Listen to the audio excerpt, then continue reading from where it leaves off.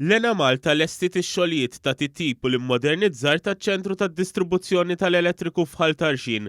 Fost ix-xogħlijiet inbidlu 3 transformers ta' madwar 50 tunnellata il-wieħed b'investiment li jaqbes iż-2 miljun euro. Fil-fatt dan l-investiment se jipprovdi Lena Malta l-kapaċità li tlaħħaq mad-domanda akbar u jipprovdi aktar stabilità fis-sistema tal-provvista tal-elettriku fil-lokalitajiet li jiddependu fuq dan iċ-ċentru tad-distribuzzjoni. L-inġiniera u t-tekniċi tal-Lena Malta poġġew u għamlu x-xogħlijiet meħtieġa b'mod li fl-ebda ħin ma kienet sospiża il-provvista tal-elettriku ta' eluf ta' klijenti li jiddependu minn dan iċ-ċentru ta' distribuzzjoni li miegħu hemm imqabda 166 substation mill-Kottonera sa Ħalluqa. F'istqarrija Lena Malta spjegat li bit-transformers il-ġodda il-manutenzjoni ta' rutina se tkun tista' tibda ssir mingħajr ħtieġa li tiġi sospiża l-provvista tal-elettriku.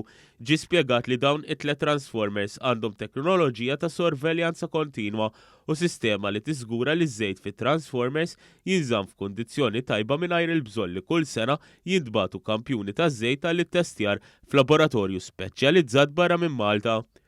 Minnaħa tagħha l-Ministru għall-Enerġija Mirjam Dalli qalet li Lena Malta impenjata tkompli ssaħħa s-sistema ta' distribuzzjoni tagħha.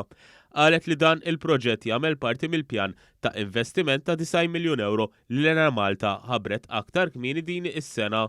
Pjan li se jkun implementat fuq medda ta' 6 snin biex tkompli tissaħħa s-sistema ta' distribuzzjoni tal-elettriku.